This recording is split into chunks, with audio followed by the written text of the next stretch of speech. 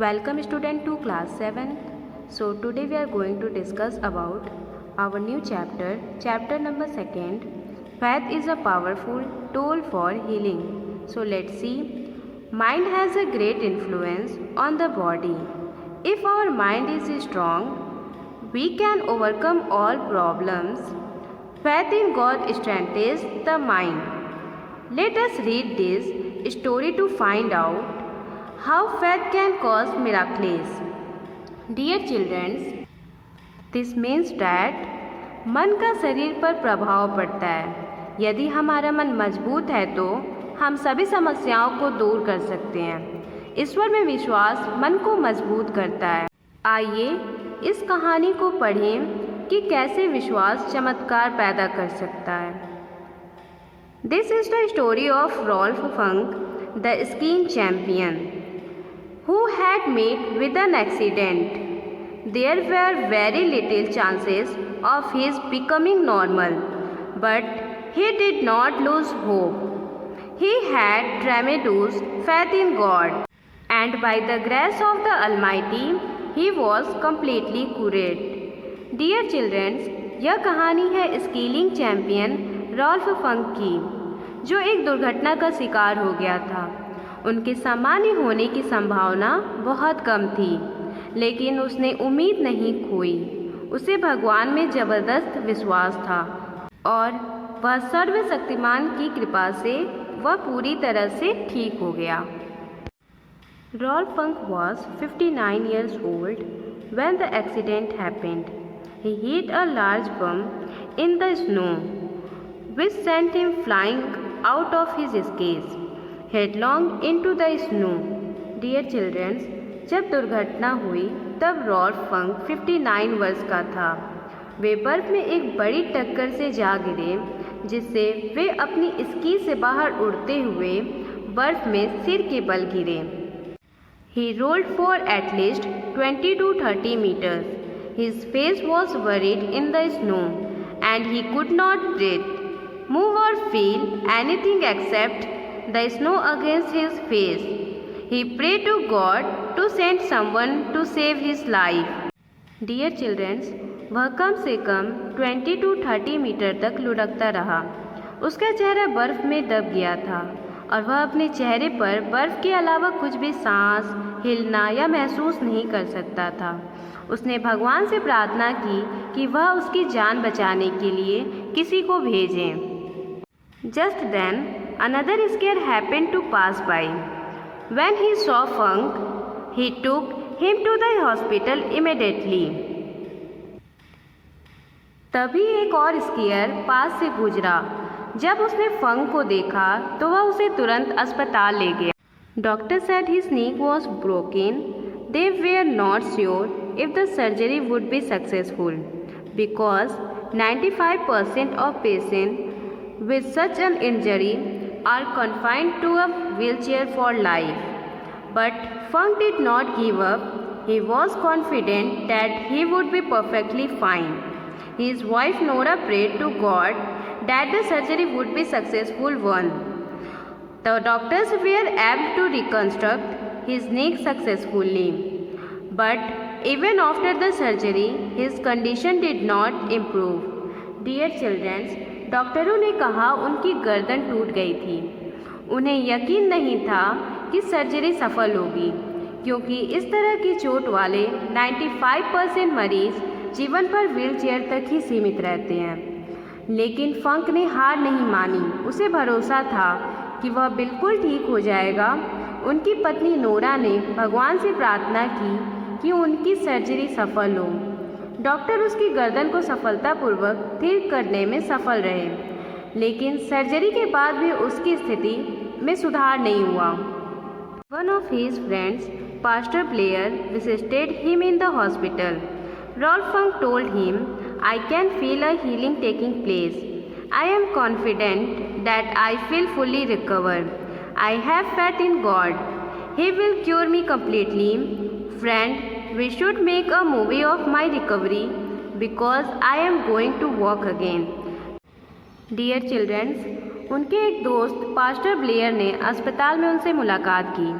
Rolf फंक ने उनसे कहा, मैं एक उपचार की जगह महसूस कर सकता हूँ। मुझे विश्वास है कि मैं पूरी तरह से ठीक हो जाऊँगा। मुझे भगवान में विश्वास है। दोस्त, मुझे अपने ठीक होने की फिल्म बनानी चाहिए क्योंकि मैं फिर से चलने जा रहा हूँ। Later that day, a senior surgeon of head injuries examined him.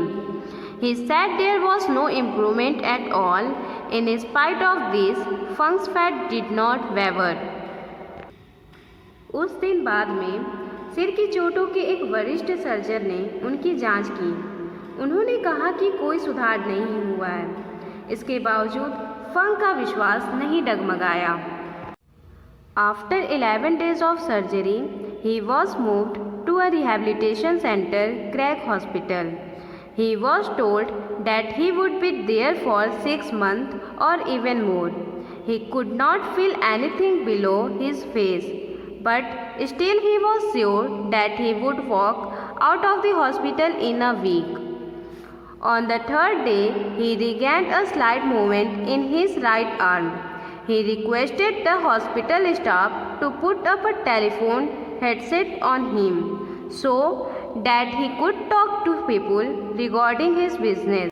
He could push the buttons on the phone for dialing, but after each call, he had to call the nurse for replacing the receivers as he could not lift the phone. Dear children, 11 दिनों की surgery के बाद उन्हें एक पुनर्वास केंद्र Craig अस्पताल ले जाया गया। उन्हें बताया गया कि वह 6 महीने या उससे भी अधिक समय तक वहां रहेंगे।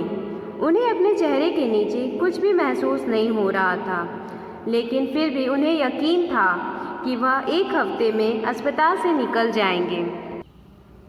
तीसरे दिन उसने अपने दाहिने हाथ में एक हल्का सा हिलाया। उसने अस्पताल के कर्मचारियों से एक टेलीफोन हेडसेट लगाने का अनुरोध किया ताकि वह अपने व्यवसाय के बारे में लोगों से बात कर सके। वह डायल करने के लिए फ़ोन के बटन दबा सकता था, लेकिन प्रत्येक कॉल के बाद उसे रिसीवर को बदलने के लिए नर्स को फ़ोन करना पड़ता था क्योंकि वह फ़ोन नहीं उठा सकता था। Nora helped him at every step. She helped him practice for extra hours every day any therapy that was suggested by the therapist. Funk recovered fast. None of the doctors could believe their eyes when they saw him walk out of the hospital within 8 days. Funk told the chief neurosurgeon, I am going to make a full recovery and soon be skiing with you. The doctors want him not to go for skiing without prior permission of the doctors. Life was very tough for Funk. Sometimes the pain was so unbearable that he felt deeply depressed, but managed to pull himself out of it and focus on his goal to ski again. Dear children, Nora ने हर कदम पर उसकी मदद की। उसने चिकित्सक द्वारा सुझाई गई किसी भी चिकित्सा को हर दिन अतिरिक्त घंटों तक अभ्यास करने में मदद की। फंक तेजी से ठीक हो गया। किसी भी डॉक्टर को अपनी आंखों पर विश्वास नहीं हुआ जब उन्होंने उसे 8 दिनों के अंदर अस्पताल से बाहर निकलते देखा। फंक ने चीफ न्यूरोसर्जन से कहा, मैं पूरी तरह से ठीक होने जा रहा हूँ और जल्द ही आपके साथ स्कीइंग करूँगा। डॉक्टरों ने उन्हें पूर्ण अनुमति के बिना स्कीइंग के लिए नहीं जाने की चेतावनी दी। फंक के लिए जीवन बहुत कठिन था। कभी कभी दर्द इतना असहनीय होता था कि वह बहुत उदास महसूस करता था, लेकिन खुद को इससे बाहर निकालने में कामयाब हो जाता था और फिर से स्की करने के लिए अपने लक्ष्य पर ध्यान केंद्रित किया। 10 months after the surgery, he finally bought a season's pass of skiing. With the blade in his neck and skis on his feet, he took to the slopes accompanied by Nora. That time there was a movement in his legs, but there was no sensation at all. But he did give it a trial, and 14 months after the accident, he competed in the Master Ski Championships. He could just manage to raise his left arm.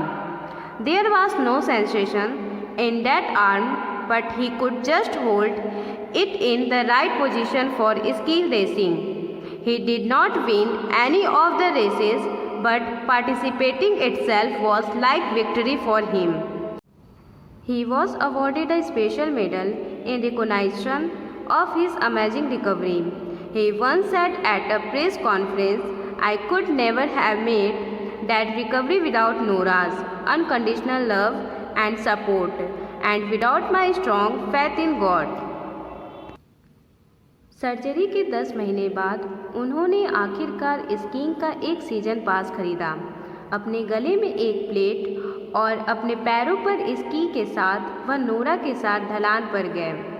उस समय उनके पैरों में दर्द थी, लेकिन उन्होंने इसका परीक्षण और ध्यान दिया और दुर्घटना के 14 महीने बाद उन्होंने मास्टर स्की चैंपियन में भाग लिया। वह बस अपने बाएं हाथ को ऊपर उठाने का प्रबंध कर सकते थे। उस हाथ में कोई ताकत नहीं थी, लेकिन वह स्की रेसिंग के लिए इसे सही स्थिति में पकड़ सकते थे। उसने कोई भी दौड़ नहीं जीती, लेकिन भाग लेना उसके लिए जीत की तरह था। उनकी अद्भुत रिकवरी के सम्मान में उन्हें एक विशेष पदक से सम्मानित किया गया था। उन्होंने एक बार एक प्रेस कॉन्फ्रेंस में कहा था,